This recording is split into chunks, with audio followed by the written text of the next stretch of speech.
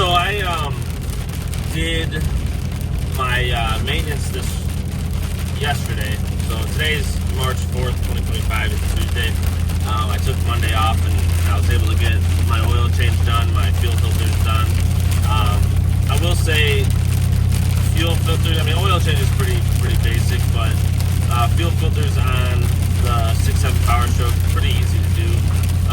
And they made it even easier on, in my opinion, even easier on the 2017 plus Power Strokes versus like the 2015 that I had.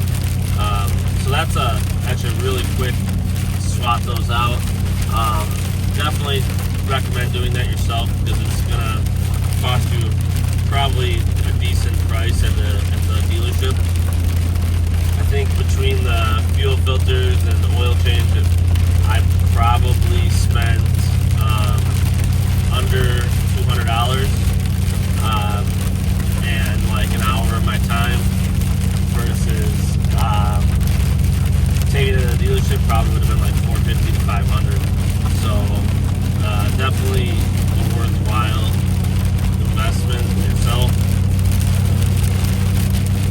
to do it, especially like if you're doing RV transport or hot shotting because you're just doing it so often. If you're the type that only needs to do it once or twice a year because you're not driving your truck a lot, then that's probably fine to take it to the dealership. Obviously there's benefits to that with them possibly finding other issues or having them address other things while you're there. But for me, I'm doing 10,000 mile oil change, or at least this time it was. Oil still looks pretty good to me, and so I'll probably push it to 10,000 now instead of the like 7 to 8 that I was doing. My oil life indicator on my truck was still showing 30%, so I think that's pretty good. Fuel filters, I do every other oil change, so that would have been like 18,000 miles on this set of fuel filters, but overall it'll end up being 20,000 about if I end up doing 10,000 mile intervals. So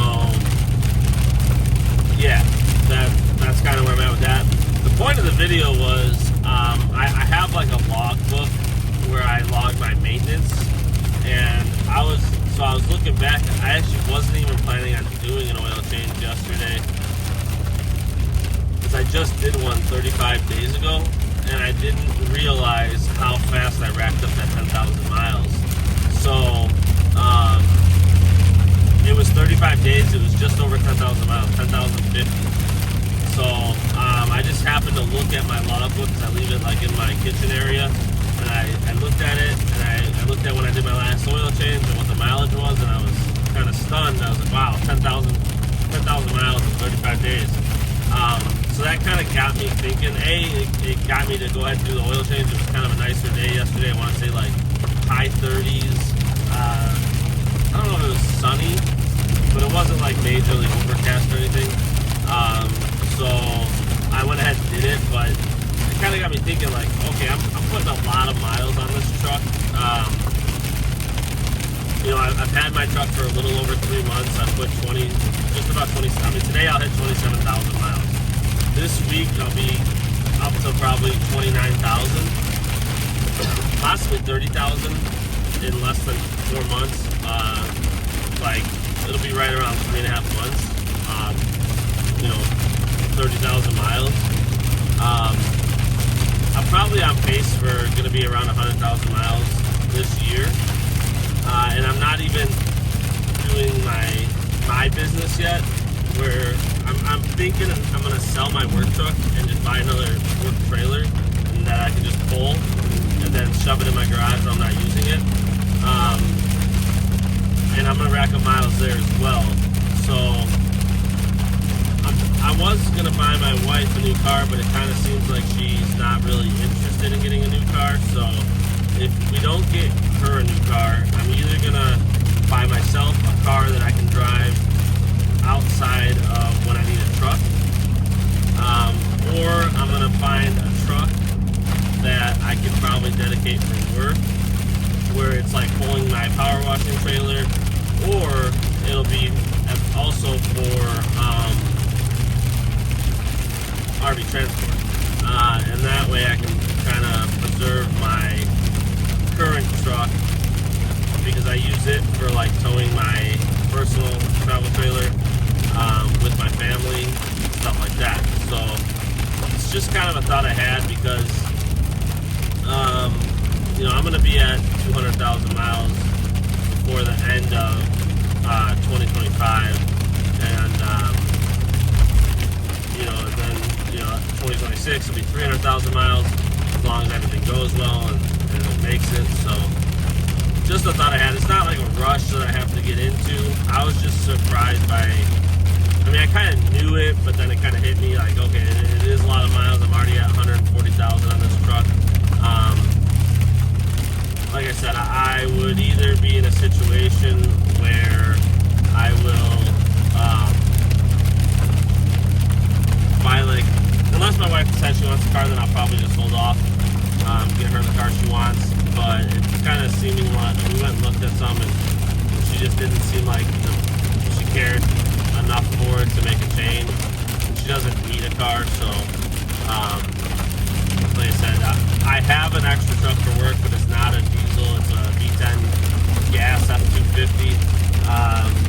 You know, wouldn't be good for RV transport. It's fine for a work truck, but it's at almost 200,000 miles as well. So probably time to kind of move on from that. I mean, that motor is pretty bulletproof. Like, I'm not worried about it really, but like I said, if I can sell it, get a trailer set up for my work, do as much of that as I can, and then use it also for RV transport, I think that would be good. That's kind of what I was thinking of. The point of the video was just, you know, and the title will be like, you know, 10,000 miles in 35 days. Like I said, most people probably put maybe 15 on in a year. I think that's like the national average. So as you know, as an RV transporter or a hot shotter, you're putting on a lot of miles. You're working your truck harder than, you know, most people work their trucks. So just something that I was thinking of. Maybe in the comments, let me know what you think. Like, you know, do you think that I should just keep putting the miles on this truck, just keep using this one? There is advantages to that. You know, it has like the adaptive cruise control, lane keep assist, some safety features that like an older diesel that wouldn't have. You know, it's comfy, it's platinum, it's got massaging, heated cooled seats, heated steering wheel, nice big sunroof. So like there's benefits, you know, to having a truck like this when you're putting the miles that I'm putting on, that I would probably lose, because if I were to buy another truck, it would probably be a cash deal with a max budget of like 15 grand, that I can just maybe like a 7.3 Power Stroke or a 5.9 Cummins, or like an older LBZ Duramax. I'd be interested to see, like, if you're in RV transport and you're running an older truck like that, you know, pre-emission style. Do you wish you weren't? Do you have more issues because it's older? Obviously, like, it's still going to have the regular maintenance intervals, but I'm wondering, you know, if there's going to be higher intervals of maintenance on other items, or like just more items in general, because the truck is older. I would, you know, not necessarily be looking for one with like lower miles, but just one that's like in better shape, because it is in the Midwest, it is hard to find a truck that's in good shape because of rust. So it could be a situation where I have to buy one and drive it from the south or something like that. And it wouldn't be something that I do right away, because I would want to use money that I saved up, and I'm not quite there yet with RV transport. So the other issue that it would bring up is if I blow my maintenance budget buying another truck, if something goes wrong right away with one of the two trucks, I could be in a pickle. But you know, that's a risk that I think I can take, and make some money back fairly quickly. Insurance would probably be over. I don't know what's going on here. We're slowing down a lot. But that's just a thought that I had. It's not set in stone. If I were to buy like a car, I probably would buy something that's like semi-fun, or fun in general, just because it wouldn't get a lot of miles. It would be more of like, you know, when I'm not doing RV transport or working, I would drive that, like running around town, picking up my daughter from school, you know, family functions, stuff like that. You know, it could be like, I was looking at maybe like, you know, a big Mustang guy, getting like a newer Mustang GT. But then the only downfall to that is like, it's really just like something that I can drive in the good weather. You know, so it would sit in the wintertime probably. So the other car that I really like is like an Audi, either like a S6, S7, or RS7, or maybe even like an S4. All-wheel drive, something that can be driven all year round in the snow.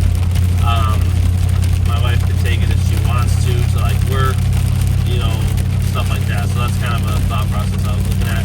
Downside to that is like the maintenance cost on something like that would be really high. It's just a car that I've always wanted. So the irresponsible part of me would just grab like the Mustang or the Audi, but the responsible side is kind of thinking like, well, maybe it would be a good idea to get like that extra truck and kind of, you know, like I said, use it, because I don't necessarily want to use this truck for power washing. I can, it's just, it gets a little bit beat up, because you're constantly throwing stuff in the bed. You're hauling around like bleach and stuff that leaks out a lot of times. So I would basically have to like clean it out every time I go camping, remove all my stuff out of it. So, and then if I get the trailer set up, I could probably keep everything on the trailer. Probably an open trailer, but I can keep like in like job boxes or something on the trailer. Any chemicals and stuff, so it's not in the truck. The only downside is once I start to hire guys again, you know, I would have to buy another truck. And the issue I ran into in the past was finding guys that were comfortable towing trailers for work. A lot of the guys that were applying, or girls, had zero experience towing a trailer, so I wouldn't want to throw them in a truck and ask them to haul a trailer with, you know, anywhere from 300 to 500 gallon water tank on it, because, you know, that's a little bit different than hauling an enclosed cargo trailer or something. The water starts shifting and it's moving around and it's shifting the truck, and, you know, it just takes someone that kind of knows what they're doing. But yeah, so that's just a thought that I had. Let me know in the comments, like if you're an RV transporter, how many miles a month you average. I'm interested to see, like, if even though I'm running short runs, if I'm averaging the same amount of miles as guys that are running long runs, because I'm running more trips. I don't know what, you know, some guy, maybe I'm like really low, and maybe some guys are averaging 15,000, 20,000 miles a month or something, but I don't really know what the answer to that is. I think some people that probably tune into the channel would be interested to hear that as well, like if they're thinking about getting into RV transport, whether or not, you know, short loads make sense or long loads. You know, you can factor in how many miles you're putting on your truck. So I'd love to hear that in the comments. If you want to see more videos like this, subscribe to the channel and give the video a like.